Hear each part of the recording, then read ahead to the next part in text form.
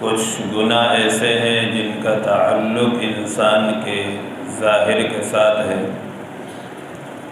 اور کچھ گناہ ایسے ہیں جن کا تعلق انسان کے باطن کے ساتھ ہے۔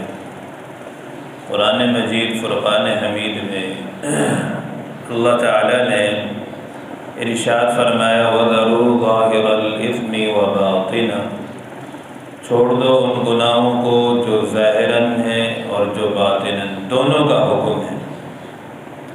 باطنی گناہوں میں ایک گناہ ہے حسد کی بیماری۔ حسد کی تعریف کیا ہے کہ آدمی کسی دوسرے کے پاس اگر کوئی نعمت دیکھے، پھر اس نعمت کی ختم ہونے کی تمنا کرے کہ یہ نعمت اس بندے کے پاس ختم ہو جائے، چاہے مجھے ملے یا نہ ملے، لیکن اس بندے کے پاس نہیں رہنی چاہیے۔ یہ حسد کہلاتا ہے۔ پھر ایک اور چیز ہے جسے کہتے ہیں غیبتہ، اردو میں اسے کہتے ہیں رشک کرنا۔ رشک کرنا کیا ہوتا ہے کہ اللہ تعالیٰ نے میرے بھائی کو نعمت دی ہے، ماشاءاللہ الحمدللہ، بہت اچھی بات ہے، یہ نعمت اس کے پاس بھی برقرار رہے اور اللہ تعالیٰ مجھے بھی عطا فرمائے، یہ رشک کہلاتا ہے۔ لیکن رشک کے اندر بھی شریعت نے زیادہ اجازت نہیں دی کہ آدمی ہر چیز میں رشک کرنا شروع کر دے، اس سے پھر حرص کی بیماری پیدا ہوتی ہے۔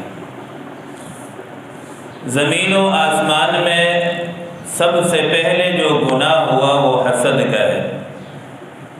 آسمانوں میں حسد کا گناہ پہلے جو ہوا، حضرت آدم علیہ السلام کے لیے اللہ تعالیٰ نے فرمایا اسجدوا لآدم، سارے ملائکہ کو حکم ہوا کہ آدم علیہ السلام کو تعظیماً سجدہ کیا جائے۔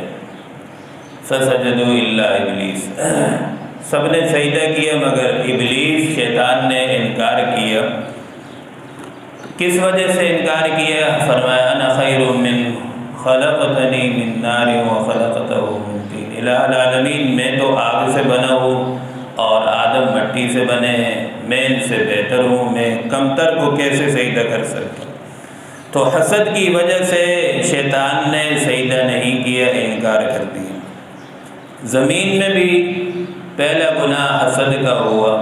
حابیل اور قابیل دونوں بھائی ہیں، تو حابیل کا صدقہ اللہ کے ہاں قبول ہوا، قابیل کا نہیں ہوا۔ وَاتْلُ عَلَيْهِمْ نَبَأَ ابْنَيْ آدَمَ بِالْحَقِّ إِذْ قَرَّبَا قُرْبَانًا فَتُقُبِّلَ مِنْ أَحَدِهِمَا وَلَمْ يُتَقَبَّلْ مِنَ الْآخَرِ قَالَ إِنَّمَا يَتَقَبَّلُ اللَّهُ مِنَ الْمُتَّقِينَ۔ حابیل کا قبول ہو گیا صدقہ اور قابیل کا نہیں ہوا۔ قابیل حسد میں آ گیا، اس کی نیکی قبول، میری نہیں قبول ہوئی، تو اللہ نے آگے فرما دیا کہ انما یتقبل اللہ من المتقین، جو جتنا زیادہ تقوی دار ہوتا ہے اس کی نیکی جلدی قبول ہوتی ہے۔ گناہوں کی وجہ سے اللہ تعالیٰ نیک اعمال کا اجر بھی ضائع فرما دیتے ہیں۔ اور حسد کرنا یہ مسلمانوں کی عادت نہیں ہے، یہ یہودیوں کی عادت ہے، اس سے اللہ تعالیٰ ہم سب کے محفوظ فرمائے۔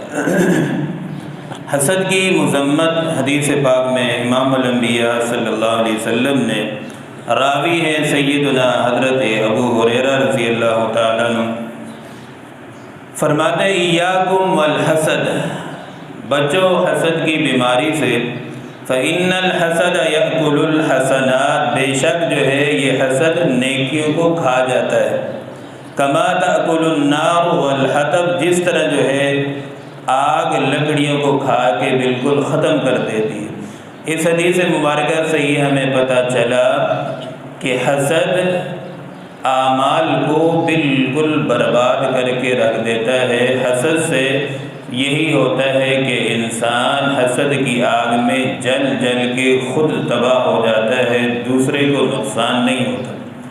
حسد در حقیقت حسد کرنے والا اللہ رب العزت کے فیصلوں پر اعتراض کر رہا ہوتا ہے۔ بھائی کسی کو اللہ نے مال کم دیا، کسی کو زیادہ، کسی کو نعمتیں کم، کسی کو زیادہ، یہ اللہ کے فیصلے ہیں۔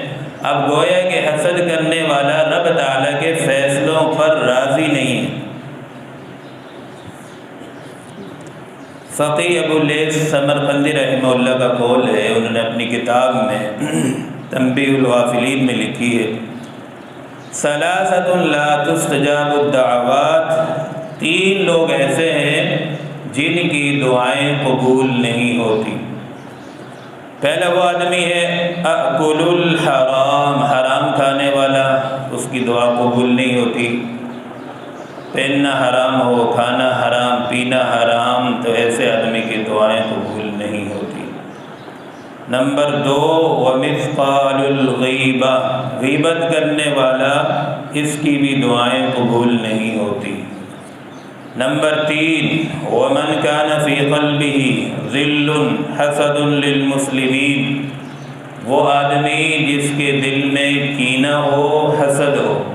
کینہ کہتے ہیں چھپی ہوئی دشمنی کو، اور حسد یہ دونوں بیماریاں جس کے دل میں ہوں گی، فرمایا اس کی بھی دعائیں اللہ پاک قبول نہیں فرماتے۔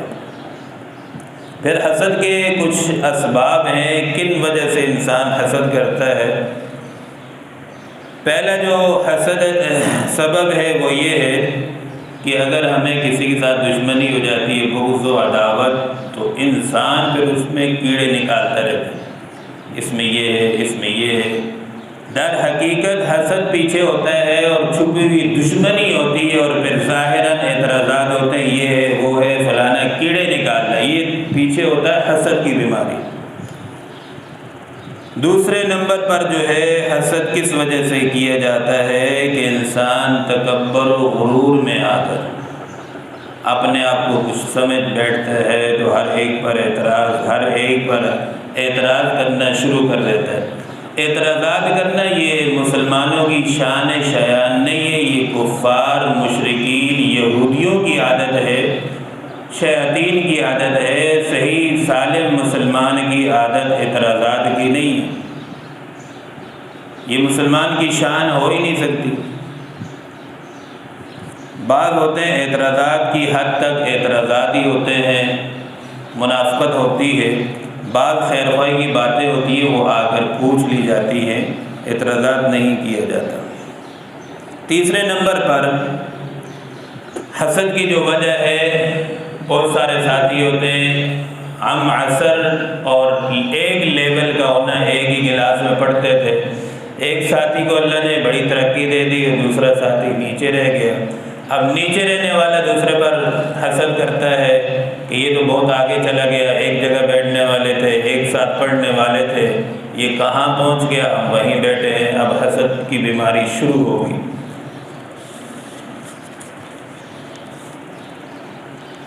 اور چوتھا یہ ہے حسد کس وجہ سے کرتا ہے بندہ، حب جاہ کی وجہ سے، مرتبے کی محبت۔ اب اللہ نے جس کو چاہا اسے مرتبہ عطا فرما دیا، اب انسان چاہتا ہے کہ یہ مرتبہ مجھے ملے۔ اب چھوٹی چھوٹی بات پر بھی اعتراض، یہ نہیں ہے، وہ نہیں ہے، یہ ہونا چاہیے، وہ ہونا چاہیے، فلانا ہونا چاہیے۔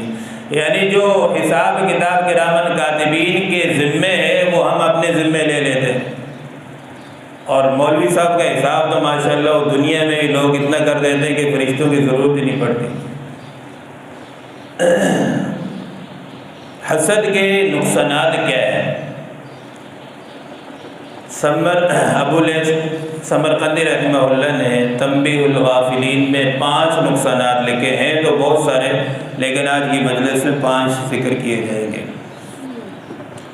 حسد کے نقصانات میں پہلا ایک نقصان یہ کہ ہم لا ينقطع، حسد کرنے والے کو ایسا غم اللہ تعالیٰ عطا فرماتے ہیں جو ختم نہیں ہوتا۔ صبح ہے، شام ہے، وہ حسد کی آگ میں جل رہا ہوتا ہے کہ یہ نعمت اس کو کیوں ملی، مجھے کیوں نہیں ملی۔ وہی بات ہے کہ اللہ کے فیصلوں پر اعتراضات۔ دوسری چیز ہے، دوسرا نقصان اس کا یہ ہے کہ مصیبت لا یوجد علیہا، یہ ایسی مصیبت ہے حسد ہے کہ اس پر کوئی اجر نہیں ملتا۔ باقی مصیبتیں اللہ کی طرف سے آتی ہیں نا، آزمائشیں، ان مصیبتوں پر صبر کرنے پر اجر تو ملتا ہے، لیکن یہ حسد کی آگ ایسی مصیبت ہے کہ اس پر کوئی اجر نہیں ملتا، وہ جل جل کے جو ہے نا خود ہی آگ میں ختم ہو جاتا ہے۔ تیسرے نمبر پر اس کا نقصان یہ ہے، مذمت لا یحمد علیہا، حاسد جب جا کر کسی کے سامنے دوسرے کی برائی کرتا ہے، در حقیقت وہ اپنی عیب اور برائی کر رہا ہوتا ہے، اور وہ دوسروں کی نظر میں بجائے دوسروں کو گرانے خود ہی گر جاتا ہے۔ اب ظاہر سی بات ہے، یہ تجربہ بھی کیا ہوگا آپ نے کہ آپ کسی کے سامنے جا کے دوسرے کی برائی کریں تو آپ اگر شناس والے ہوں، پہچان والے، تو آپ پہچان لیں گے کہ اس کی نگاہوں میں آپ کی عزت گر جائے گی۔ ہر بندہ پہچان لیتا ہے کہ یہ منافق ہے، دوسرے کی بات آگے مجھے شیئر کرتا ہے، اور میری بات لازمی بات ہے دوسرے کو بھی شیئر کرے گا۔ شیخ سعدی رحمہ اللہ فرماتے ہیں کہ جو آدمی دوسروں کے عیوب تمہارے سامنے آ کر بیان کرے تو یاد رکھنا یہ منافق ہوگا، یہ تمہارے عیب بھی دوسروں کے سامنے بیان کرے گا، تم کوئی آسمان سے نہیں اترے کہ تمہیں یہ معاف کرے گا۔ تو اس لیے حسد کرنے والا دوسروں کی نگاہ میں خود اللہ تعالیٰ اسے گرا دیتا ہے، ذلیل کر دیتا ہے۔